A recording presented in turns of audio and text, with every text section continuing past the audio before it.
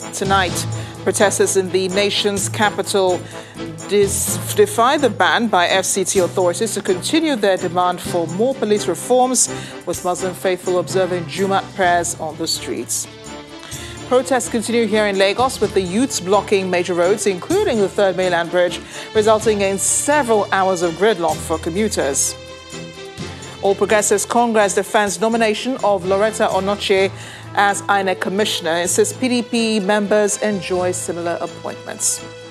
And Lagos State Government confirms 181 COVID-19 infections in private schools, re-emphasizes need to obey prevention protocols. Plus business, sports and later from our studios in London. On business news tonight, Managing Director of the International Monetary Fund, Kristalina Georgieva, asks countries to find ways to boost revenues through digital taxes and high-income earners. On sports news, federal government unveils 60 most outstanding sports icons in celebration of Nigeria's Diamond Jubilee.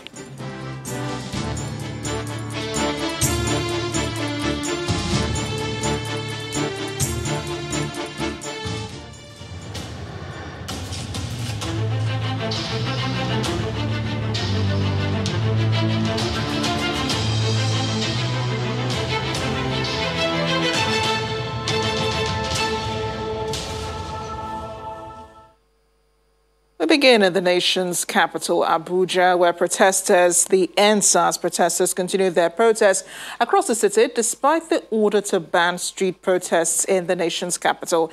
It comes 24 hours after the Federal Capital Territory Security Committee directed that all street demonstrations, protests and processions not be allowed anywhere within its environs henceforth. While they continue to press for the demands to be met, the protests took another twist as Muslim youths observed their Jumat prayers on the road.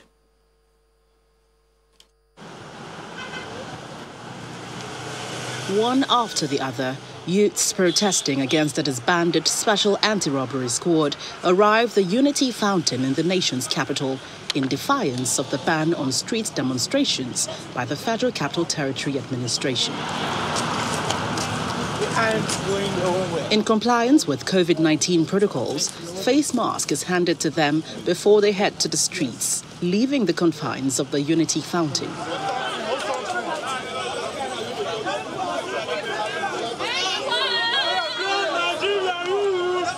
They march through the Shehu Shagari Way, which houses the Federal Secretariat, and the road linking to the National Assembly, the State House, and the Supreme Court. They continue to chant their demands along the way.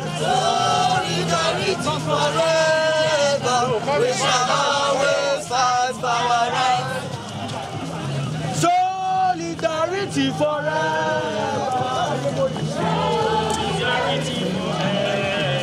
However, the protesters take a break on Independence Avenue, which links the diplomatic zone. Here, the youths observe the Friday prayers.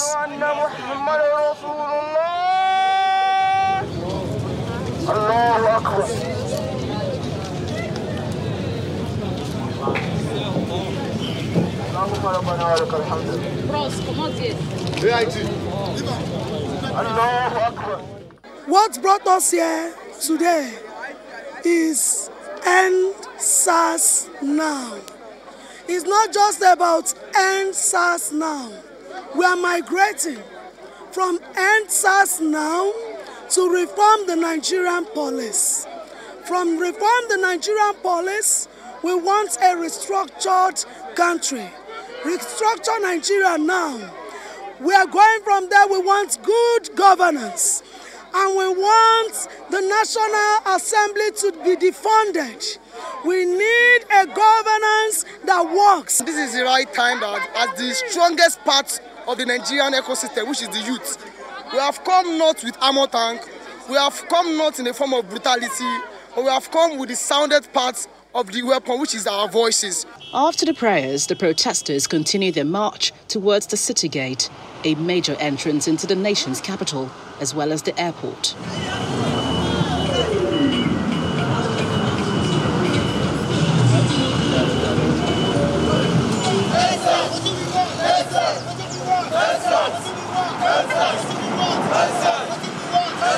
Some of the protesters broke out of the group to demonstrate at the headquarters of the National Human Rights Commission, but they soon dispersed at the arrival of policemen. They just changed the name as they did earlier from SARS to FSARS. And they're still playing with Nigerians' mind to change it to SWAT, which they're going to redeploy the same set of people to that unit. We Nigerian youths are rejecting that, and we're calling for the end of police brutality. And we are all here because we are peaceful Nigerian youth, and we believe it's our right to protest for our rights. Yeah, the protesting has been going on for 8 days, but we still have to do our own. It's just a peaceful protest because we know if you just day, we know if you day. Instant, I give you one good instant. I do music, they harass me on top of my music. I do printing, they harass me on top of my printing. Where are they also, they harass me. Although the protesters had initially asked for the disbandment of the Special Anti-Robbery Squad, they are now making fresh demands. That is, they want good governance.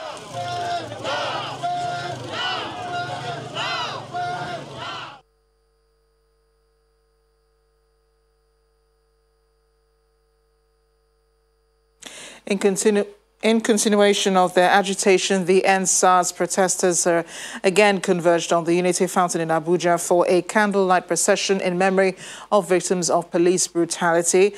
The youths who trooped out in their numbers, many of them dressed in black attire, offered prayers and recitations of poems in remembrance of persons allegedly killed by operatives of the disbanded Special Anti-Robbery Squad. Some of them shared their personal experience of the gathering as they vowed never to relent until the demands are met.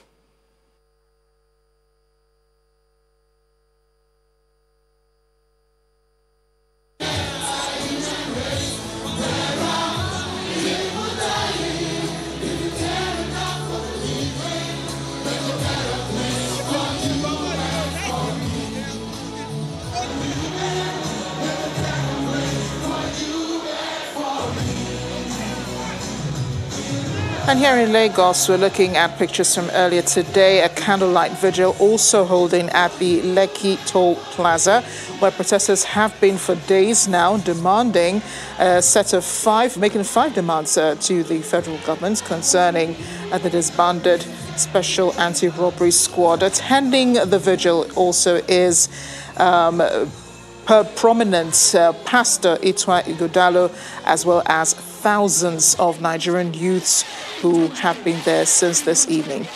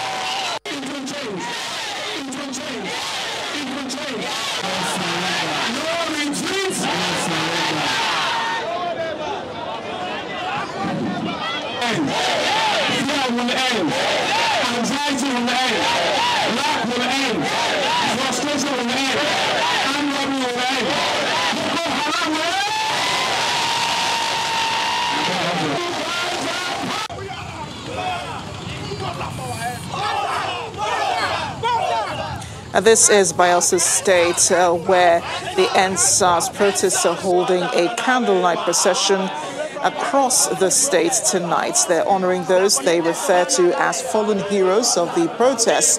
The youths converged on Tombia roundabout and then began their procession to the Bayelsa State Government House while chanting End SARS as they marched along the Mbiama-Yenagoa Road.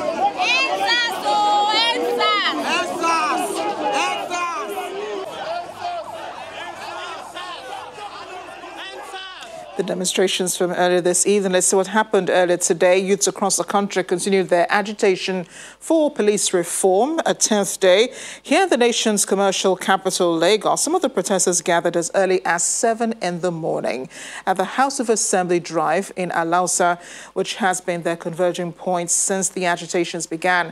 They were also visible in major areas of Lagos. Our correspondent, Dari Dawu, reports.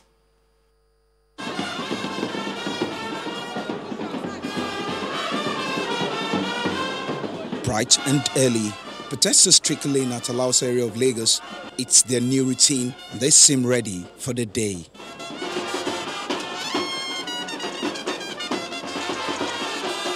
Food, drinks, music, enough to go round.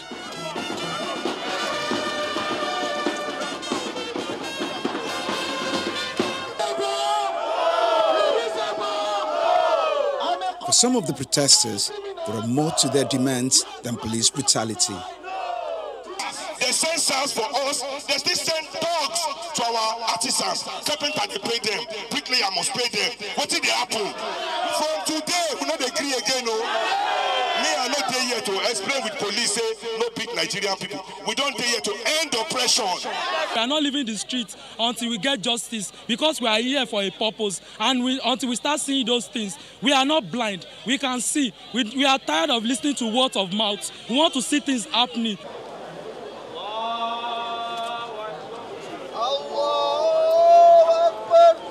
They take a break for the Muslim faithful amongst them to observe the Jumat prayer.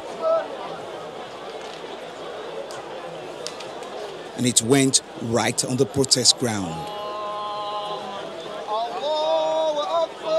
It's been more than a week of widespread protests, which has gained momentum way beyond the shores of this country. Here in Lagos, these protesters who've always gathered here near the seat of power say they're resolute about their demands and will not back down until a major action is taken on their demands. Similar processions were held in other parts of Lagos, which caused long hours of traffic gridlock at the popular Ojudu Beggar axis.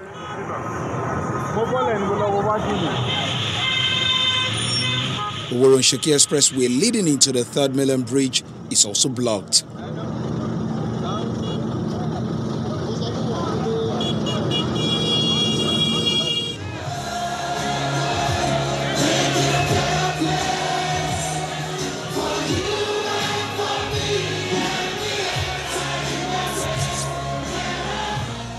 A candlelight procession is held in honor of fallen victims of SARS and police brutality.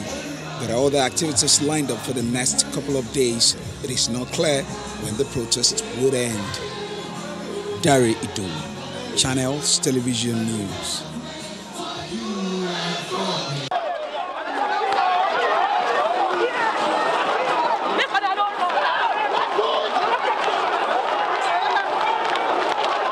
In Edo State, the End SARS protest turned into a fatal clash between the protesters and alleged sponsored thugs today at the King's Square axis of Benin City, leaving 2 people dead. Many were left with gunshot wounds and machete cuts.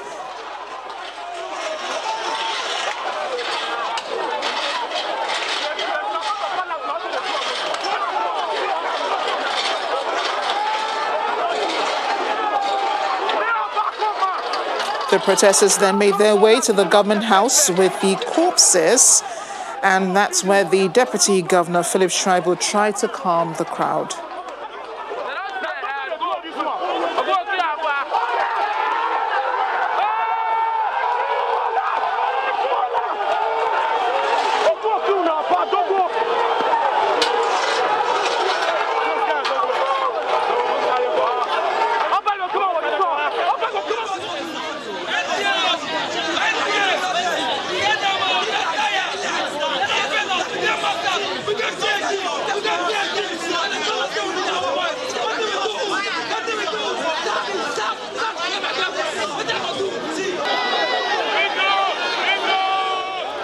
Meanwhile, the Edo State Governor, Godwin Obaseki, has issued a statement condemning the attacks and calling on the police to ensure adequate security during the protests.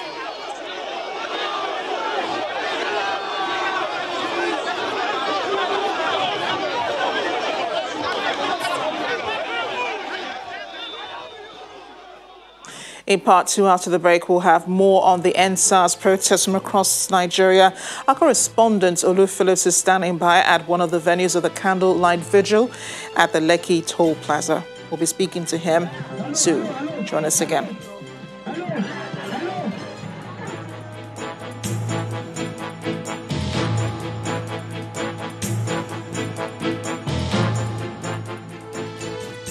We're continuing with our lead story tonight, which is candlelight processions and vigils being held across Nigeria for alleged victims of the Special Anti-Robbery Squad, SARS. Here in Lagos, our correspondent Olu Phillips has been at the Lekki Plaza, the Toll Plaza, and he joins us now. Olu, give us a sense of what's been happening since the last time we spoke to you with those protests and with the vigil. Speaking of which, we have been seeing more flashlights from phones than candles in the crowd.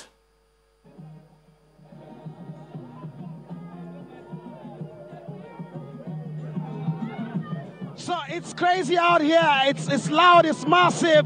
This is the situation we've had all day. It's become some carnival of some sort.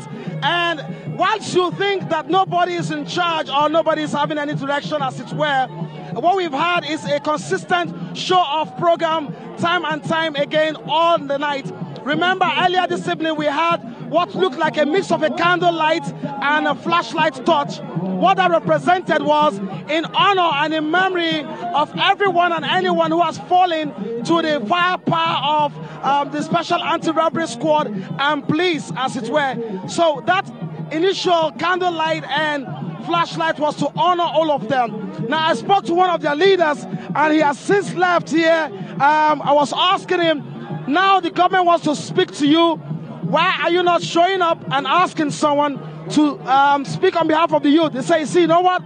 We don't have any leaders. We are just speaking. We are just expressing. If government wants to speak, government can speak from any quarter rather. Government can speak from any platform. Government can speak through Zoom. All they want to hear is the kind of things they want to hear. Response, response, and response, Amara. Olu, well, it appears the lights have gone off where you are. We don't see any more candle lights nor flashlights. What else do they have planned for this evening?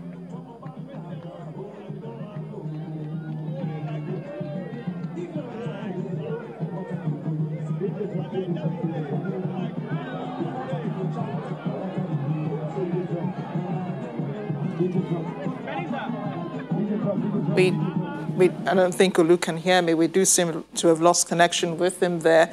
We'll try to get in touch with him to get more updates on what's been going on tonight. In the meantime, those protests continue in various states across Nigeria today. Protesters taking to the streets in Ondo, Ogun, Edo, Nasarawa, Adamawa, Abia, and Anambra states. They maintain their demands for police reform and are asking for government to respond to the needs of the people. Youth in Ogun State, in their numbers, have trooped out onto the streets of Abeokuta and blocked major roads in the state capital. It caused gridlock at the popular Kuto Market and the Presidential Boulevard leading to the governor's office. And in Ondo State, youth barricade all roads leading to the government house in Akure. They insist the governor must come out to listen to them and also address them personally.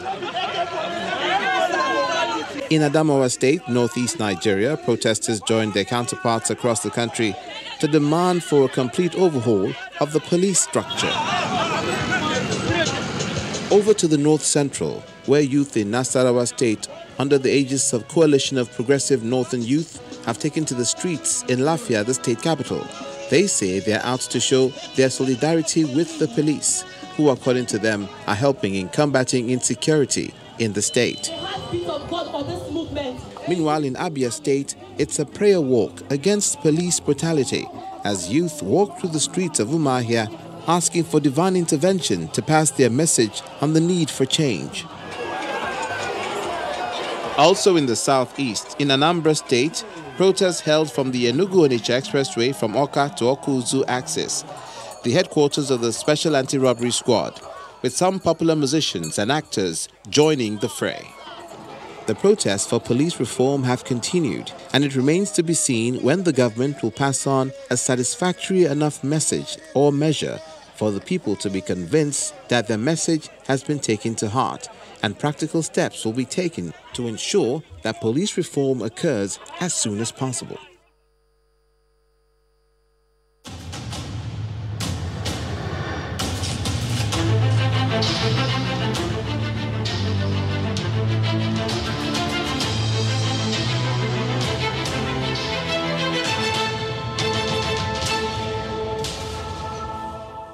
Chairman of Nigerians in Diaspora Commission, Abike Dabiri-Erewa, has described the ongoing EndSARS protests as the right action towards institutional reforms across the country.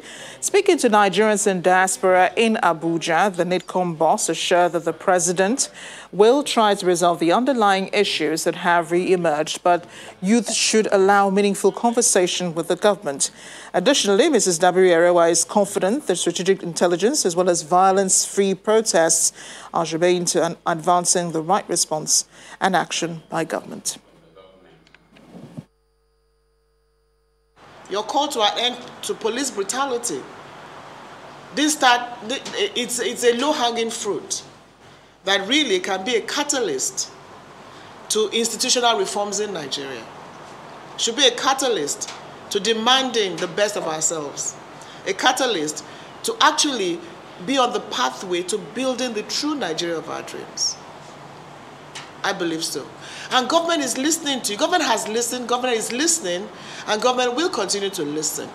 This problem did not start with the Buhari administration, but I'm very optimistic that it will be solved under the Buhari administration. So when you look at what has been put in place, the 5-point demand and everything, and it's already being implemented. So what we need to ensure is that the implementation goes the whole hog.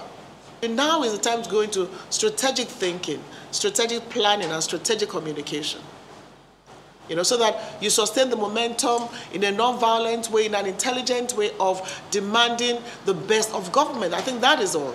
All countries have their challenges. All countries, and this has shown that indeed Nigerians are resilient, are strong, are determined to have achieved, this much and this far. To politics now. The ruling All Progressives Congress has today come out in defense of the president's assistant on social media, Ms. Loretta Onochie, over criticism of her nomination for the National Commissioner role at the Independent National Electoral Commission, INEC. The APC, in a statement today, directed its response to the main opposition party, the People's Democratic Party, is asking the Nigerian Senate to ignore what it describes as PDP's selective criticism of Ms. Onochie's nomination. The APC believes the comments on the president's aide are rash, subjective and misplaced. Part of the statement of the APC reads, "We urge the patriotic 9th Senate to stick with the facts and issues by ignoring the PDP's grandstanding, cheap blackmail, baseless and subjective allegations of partisanship it is sponsoring against Ms. Onochie. For the PDP, Ms. Onochie's capacity and effectiveness as a public servant and senior social media professional amounts to partisanship." APC further claims that in the past, partisan interests have been considered for jobs in the electoral body. The ruling party specifically mentioned names of some of those they described as card-carrying members of the PDP INEC. The ruling party is asking the Senate to stick to the facts and ignore the PDP's opposition. To the fight against insurgency, the military says the Air Task Force of Operation Lafia Dole has neutralized several elements of the Islamic State in West Africa province and destroyed their hideouts at Tudunwulgo and Tubungini on the fringes of Lake Chad in Borno State. A statement by the Coordinator of Defense Media Operations, Major General John Enenche, explains that these latest airstrikes were executed as part of a new subsidiary operation tagged Wuta Tapki, and after a series of aerial surveillance missions. He says that the intelligence indicated that 2 locations with structures and logistics camouflaged under the dense vegetation were being used as staging areas for the fighters. Following that mission, the Air Task Force dispatched a force package of Nigerian Air Force fighter jets and helicopter gunships to engage both locations, scoring devastating hits in the target areas and destroying slum structures also. When the news at 10 returns, Managing Director of International Monetary Fund, Kristalina Georgieva, asks countries to think of how to boost revenues through digital taxes and from high-income earners. That's on Business News. Join us again.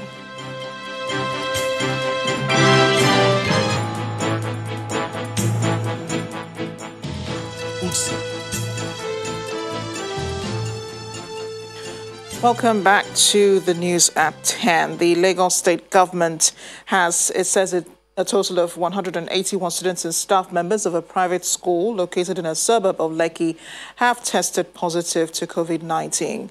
The Commissioner for Health, Professor Akin Abayomi, who broke the news today, said the discoveries were made during surveillance and case investigation in boarding schools in Lekki area. There were 411 students and staff present. Giving further detail, Professor Abayomi explained that the 14-year-old SS1 female student fell ill on October 3rd and was sent home after receiving first aid at the school. He added that the student subsequently tested positive for COVID-19 on Tuesday, October 6th, in one of the accredited private labs in Lagos. The Commissioner assures Lagosians that the state government, through the Incident Command System, has the situation under control, stressing that appropriate steps have been taken to contain the spread and management of positive cases. Wife of the immediate past governor of Ogun State, Mrs. Olufunso Amosun, has flagged off a breast cancer and lumpectomy program for about 500 women from across Ogun Central Senatorial District of the state. At the program held at the Federal Medical Center in the state capital, Mrs. Amosun said the effort is part of her work towards reducing mortality due to breast cancer among women in the state. Experts suggested that regular breastfeeding among women of childbearing age, self-breast examination, early detection, and regular exercise, among others, are some solutions reducing the menace of breast cancer among women.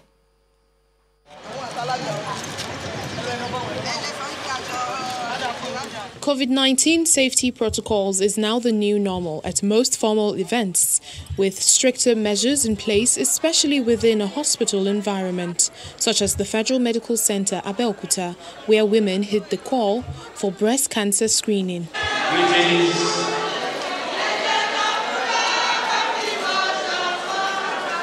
The event is put together by the Uplift Development Foundation, led by the wife of the immediate past governor, Olufunso Amosun.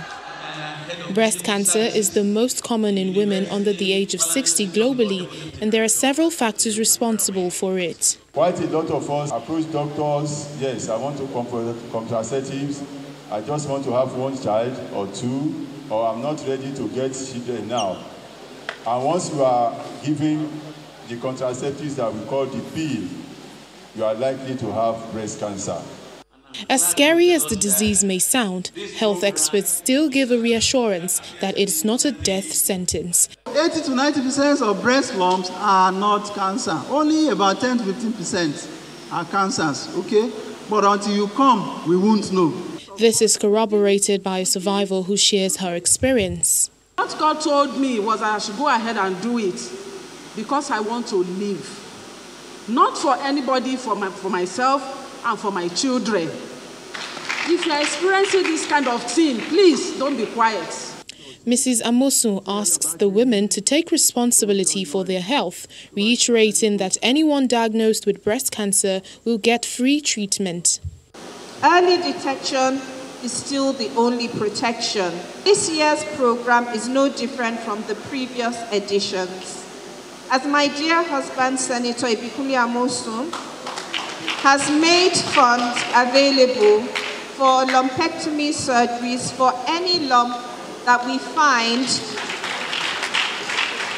during this year's Uplift Cancer Screening Program. According to medical experts, late presentation, lack of access and poor treatment are largely responsible for breast cancer fatalities. So the women are asked not to take anything for granted and present themselves for regular checks. The National Broadcasting Commission's Twitter account, which was hacked, has now been recovered. The Commission's Director of Public Affairs, Franca Ayeton, confirmed this to Channels Television, saying Twitter did facilitate the recovery. Modalities are also being worked out to have it running smoothly and that all is well. Hackers called Anonymous had released a video which threatened to hack into government accounts in solidarity with the EndSARS protesters. The hackers are threatening to hack into more accounts.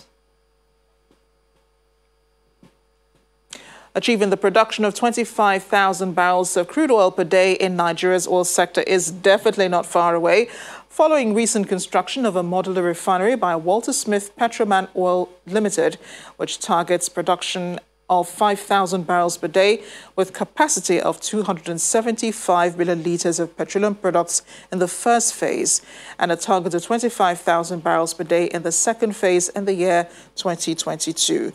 Chairman of Walter Smith Petroman Oil Limited, Abdurazak Issa, disclosed this while taking some management team of the NNPC, led by the Chief Operating Officer, Gas and Power, Yusuf Usman, on a pre-commissioning tour of the newly completed modular refinery in Ibigwe Community, Ohajegbema local government area of Imo State.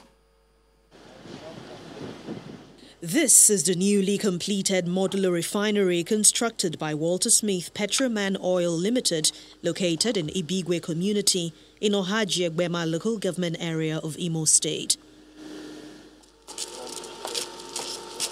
According to the management of Walter Smith, this refinery, which was completed in record time, is expected to produce 5,000 barrels of oil per day and 271 million litres of petroleum products, including diesel, kerosene, PMS, aviation fuel and LPG, which is just the first phase of the project, while in the second phase, the facility will target the production of 25,000 barrels of oil per day. By doing this process, we're going to add value by creating jobs, employment for a lot of people, skills acquisition, contribution to the overall economic development and GDP growth. When we go into petrochemicals, and we go... The Managing Director and CEO of Walter Smith Petroman Oil Limited, Chikezie Nwosu, says aside job creation for the host community, the impact on the immediate community will be enormous, especially when the Walter Smith goes into petrochemicals. The jobs it will create, because the upstream business that we started doesn't create that many jobs, but the downstream business creates multiples of jobs. And we've seen that even in the construction phase, where the number of jobs that were created, this entire outside battery limit was built specifically by Nigerians. There's a company that was running it, but the hands that were doing this were Nigerians, both skilled and unskilled labor. Meanwhile, the leader of the team from the Nigeria National Petroleum Corporation, Mr. Yusuf Usman, who is the Chief Operating Officer of Gas and Power, commends Walter Smith for this laudable project. If we are in a position to reflect this kind of activity, it means we can reach self-sufficiency in terms of processing petroleum crude oil and create the products and safe foreign exchange from importation. According to the Walter Smith management, the official launch of this facility is expected to come up later in October, and no doubt when operations at this modular refinery start fully, access to affordable petroleum products for people in the southeast will be made easier and faster. Head on now to business news. Here's Teniola Shibawali.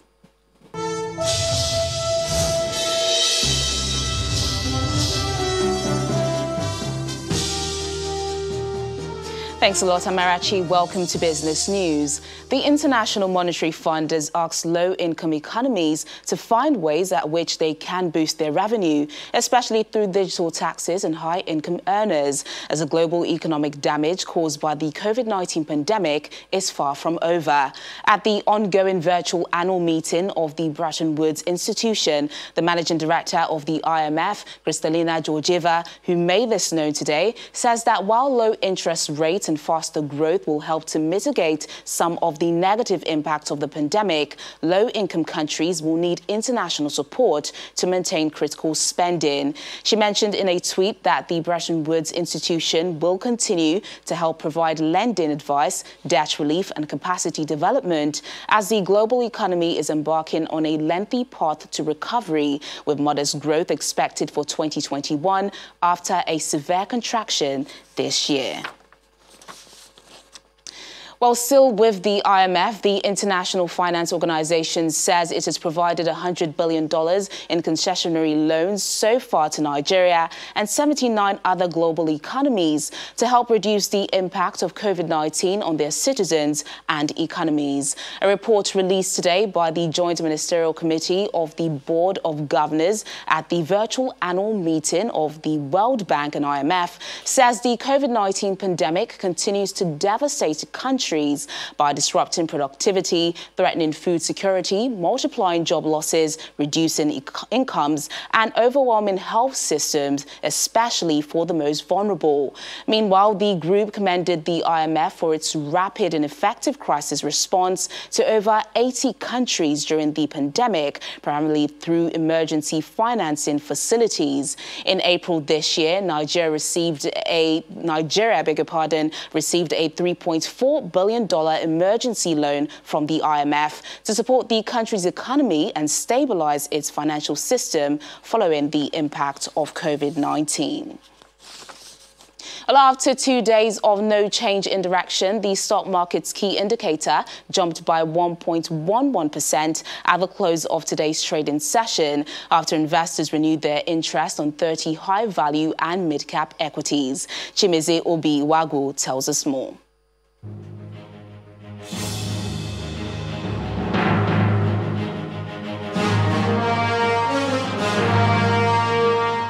Hello and welcome to the Stock Market Report.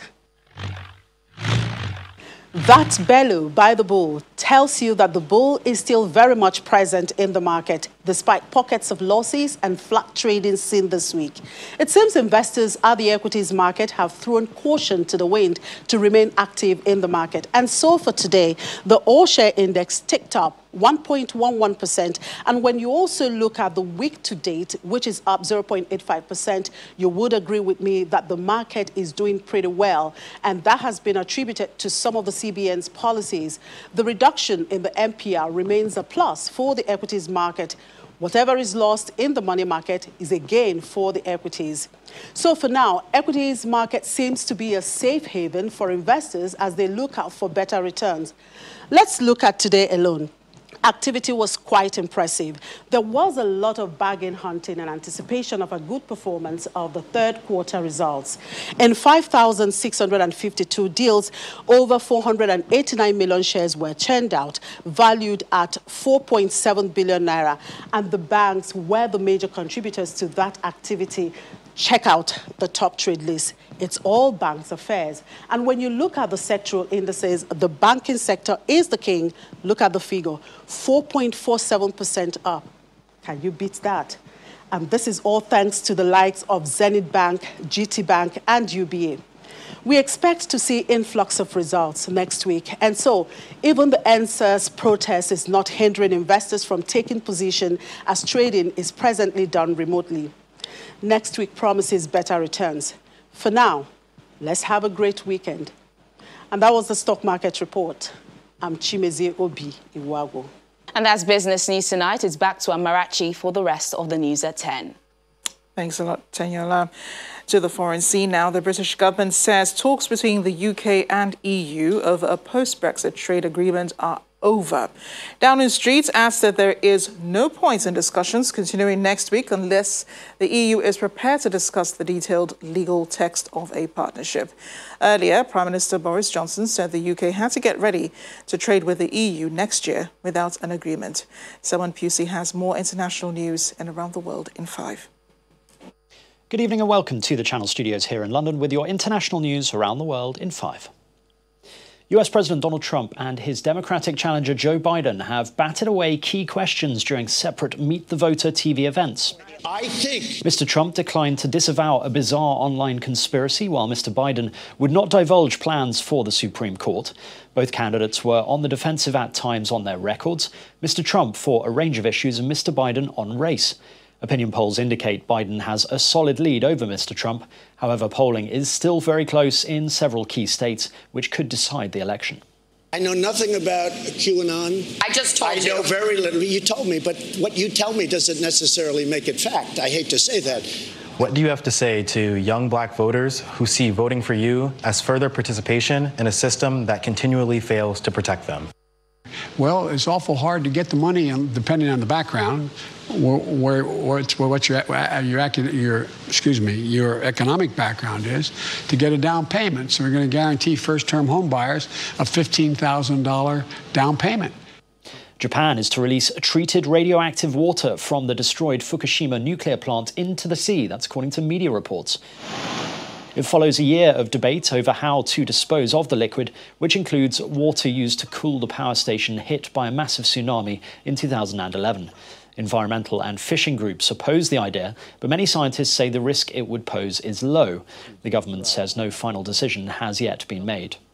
Thailand has blocked access to an online petition site after it hosted a petition calling for King Maha Vajiralongkorn to be declared persona non grata in Germany. The Ministry of Digital Economy and Society said the petition's content on change.org violated Thailand's Computer Crime Act. King Vajiralongkorn has been criticised by protesters for spending much of his time in Germany. The petition attracted nearly 130,000 signatures before the site was blocked. It comes as Thailand is seeing some of its biggest pro-democracy protests in years. The two main challengers to Ivory Coast President Alassane Ouattara in this month's election have announced they are boycotting the poll. At a joint news conference, the former head of state, Henry Konan Bedi, and the former Prime Minister, Pascal Affi N'Guessan, called on their supporters to block what they described as an electoral coup. Mr. Ouattara is standing for a third term, which his opponents say is illegal. Their declaration on the first day of campaigning has raised fears of major political unrest in the country. The World Health Organization has warned that Africa cannot afford a second wave of COVID-19, saying it would be devastating, especially to the economy. But just like to summarize, the warning comes as infections continue to spike in many countries that have recently been easing restrictions. The health body says the virus will run out of control if African countries continued opening up without adequate interventions in place. It also warned of a return to lockdowns, which the continent cannot afford. A former Mexican defense minister has been arrested in the US. Mexico's foreign minister announced that General Salvador Cienfuegos Zepeda, seen here saluting on the left, was detained at Los Angeles airport. The Mexican government has confirmed he was arrested on a warrant issued by the US Drug Enforcement Administration. The foreign minister said he expected to be informed of the charges against Cienfuegos in the coming hours. A wildfire burning for 2 months in northern Colorado, which exploded in size this week to surpass 167,000 acres, has been officially made as the largest blaze in state history. The so-called Cameron Peak fire in the Arapahoe and Roosevelt National Forests has forced the evacuations of several mountain communities and campgrounds and has destroyed an unknown number of homes and other buildings. The blaze erupted in mid-August. Investigations are ongoing to determine the cause of the fire. British Airways has been fined £20 million by the Information Commissioner's Office for a data breach which affected more than 400,000 customers. The breach took place in 2018 and affected both personal and credit card data. The fine is considerably smaller than the £183 million that the ICO originally said it intended to issue back in 2019. It said the economic impact of COVID-19 had been taken into account. And finally, an 18-year-old tea vendor at a local market who became an overnight sensation in Pakistan has opened his own cafe. In 2016, this photo of Arshad Khan went viral on social media, with many people commenting on his blue eyes and good looks. After several years of modelling, Arshad decided a more regular form of income could come from going back to what made him famous. Naming it Cafe Chaiwala Rooftop, the now 22-year-old hopes to one day use money from the cafe to set up a school for impoverished children. And that's your international news around the world in 5. Now back to the Channel studios in Lagos.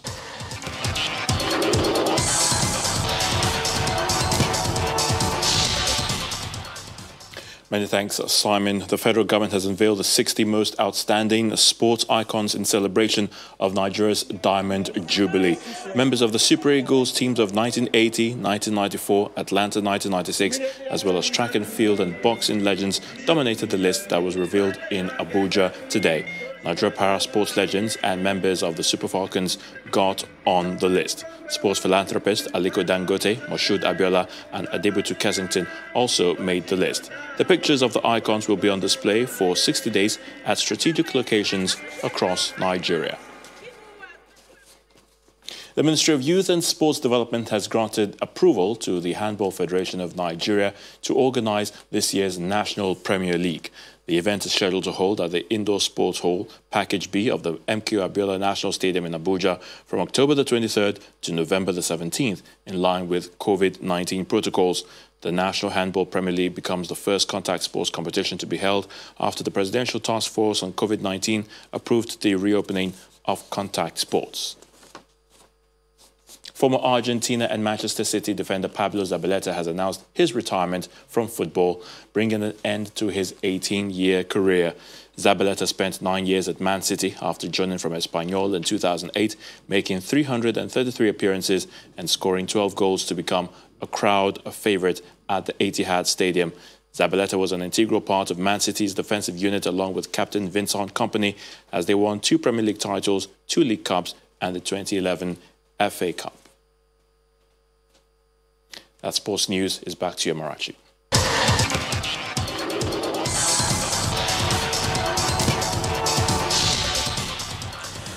Thanks a lot, Ayotunde. We have news just in. As an update on the attack on protesters in Edo State earlier today at the King's Square in Benin City, the police have confirmed there was an attack on the protesters earlier today.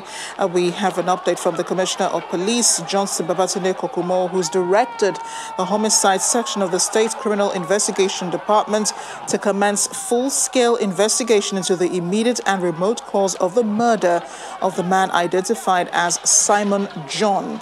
He has also vowed to arrest the perpetrators of the dastardly act and prosecute them in court. A CP who also commiserated with the family of late Simon John has appealed to NSAS protesters to end the protests and patiently wait for the Inspector General of Police, Muhammad Adamu, to implement police reforms as promised. Again, the Edo State Police Command has confirmed there was an attack on protesters earlier today, with the Commissioner of Police, Johnson Babatunde Kokumo, directing the homicide section of the State Criminal Investigation Department to commence full-scale investigation into the immediate and remote cause of the murder of late Simon John. And the main news again. Protesters in the nation's capital today defied the ban by the FCT authorities to continue their demand for more police reforms, and even Muslim faithful among the protesters observed their Jumat prayers on the streets. That is the news at 10 tonight. Thanks for watching. I'm Amarachi Ubani. Be safe out there.